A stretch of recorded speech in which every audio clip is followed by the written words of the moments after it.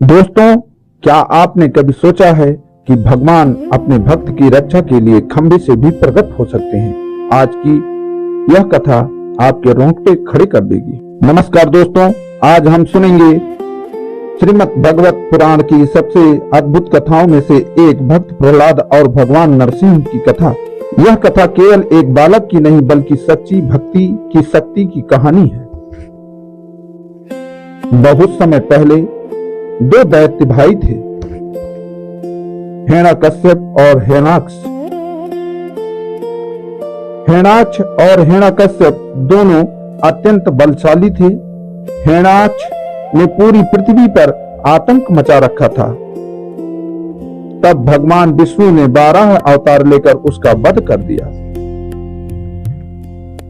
दोस्तों, अपने भाई की मृत्यु से हिरण्यकश्यप को क्रोध से भर उठा। उसने प्रण लिया कि वह भगवान विष्णु से बदला लेकर रहेगा। इसके लिए वह कठोर तपस्या करने जंगल चला गया। हजारों वर्षों तक उसने इतनी कठिन तपस्या की कि तीनों लोग कांप उठे। अंत में ब्रह्मा जी प्रकट हुए। हिरण्यकश्यप ने अमर होने का वरदान मांगा, लेकिन ब्रह्मा जी ने मना कर दिया। तब उसने चालाकी से कहा, मुझे न दिन में मृत्यु हो, न रात में, न घर में, न बाहर, न किसी मनुष्य से, न पशु से, न धरती पर, न आकाश में, न किसी अस्त्र से, न किसी शस्त्र से। ब्रह्मा जी ने वरदान दे दिया।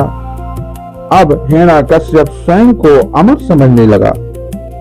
उसने पूरी दुनिया में घोषणा कर दी कि केवल उसी की पूजा होगी। भगवान विष्णु का नाम लेना भी अपराध बन गया। कुछ समय बाद उसके घर में एक पुत्र का जन्म हुआ जिसका नाम था प्रहलाद।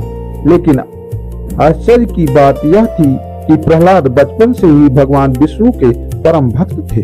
जब प्रहलाद गुरुकुल गए तो वहां भी वह बच्चों को भगवान का नाम जपना सिखाने लगे। गुरुजी ने यह बात हिरण्यकश्यप को बताई। राजा ने क्रोध में प्रहलाद को बुलाया और पूछा, तुझे सबसे बड़ा कौन लगता है? भक्त प्रहलाद ने हाथ जोड़कर उत्तर दिया, पिताश्री, सबसे बड़े भगवान विष्णु हैं। यह सुनते ही हिरण्यकश्यप का क्रोध भड़क उठा। उसने प्रहलाद को समझाने की बहुत कोशिश की, लेकिन प्रहलाद केवल नारायण नारायण कहते रहे।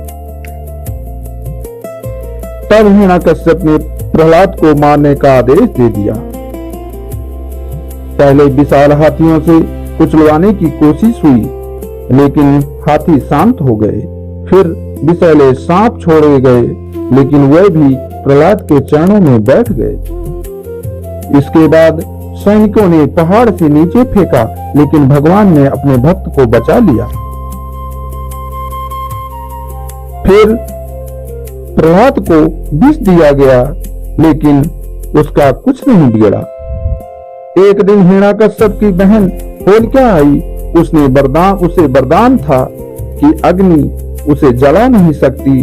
वह प्रहलाद को गोद में लेकर अग्नि में बैठ गई। लेकिन भगवान की कृपा देखिए दोस्तों, होलिका जल गई और भक्त प्रहलाद सुरक्षित बाहर निकल आए। तभी से होलिका दहन मनाया जाता है, जिसे हम होली के रूप में मनाते हैं। अब हिरण्यकश्यप पूरी तरह पागल हो चुका था। उसने प्रहलाद को दरबार में बुलाया और गरज करके पूछा, अगर तेरा भगवान हर जगह है तो क्या इस खड़े खम्भे में भी है? प्रहलाद ने शांत स्वर में कहा, हाँ पिताश्री, भगवान यहाँ भी है। हिरण्यकश्यप ने क्रोध में खम्भे पर प्रहार किया। तभी भयंकर गर्जना हुई। पूरा महल कांप उठा। खंभा फट गया और उसमें से श्री हरि भगवान विष्णु नरसिंह रूप में प्रकट हुए। उनका रूप आधा मनुष्य आधा सिंह का था, न पूरी तरह पशु न मनुष्य। उनकी आंखों में अग्नि जल रही थी। भगवान नरसिंह ने हिरण्यकश्यप को पकड़ लिया वह उसे महल के द्वार पर ले गए, जो न अंदर था न बाहर। समय था संध्या का समय, न तो दिन में गिना जाता है न रात को। भगवान ने हिरण्यकश्यप को अपनी जांघों पर रखा। जांघ न धरती पे माना जाता है न आकाश में। फिर अपने नाखूनों से उसका वध कर दिया। नाखून न अस्त्र में आता है न शस्त्र में।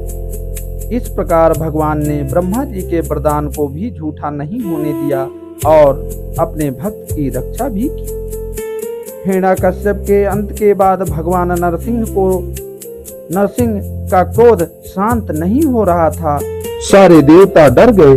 तब छोटा सा बालक भक्त प्रहलाद भगवान के पास गया और उनके चरणों में गिर पड़ा। अपने भक्त को देखकर भगवान शांत हो गए। उन्होंने प्रहलाद को आशीर्वाद दिया और कहा, सच्चे भक्त की रक्षा के लिए मैं हर युग में आता रहूंगा। दोस्तों, यह कथा हमें सिखाती है कि संसार की सबसे बड़ी शक्ति भक्ति है। जो व्यक्ति सच्चे मन से भगवान को याद करता है, भगवान स्वयं उसकी रक्षा करते हैं। अगर आपको यह कथा पसंद आई हो तो कमेंट में जय नरसिंह भगवान जरूर लिखें और ऐसी ही अद्भुत कथाओं के लिए चैनल को सब्सक्राइब करें। जय श्री हरि नारायण, जय श्री हरि नारायण।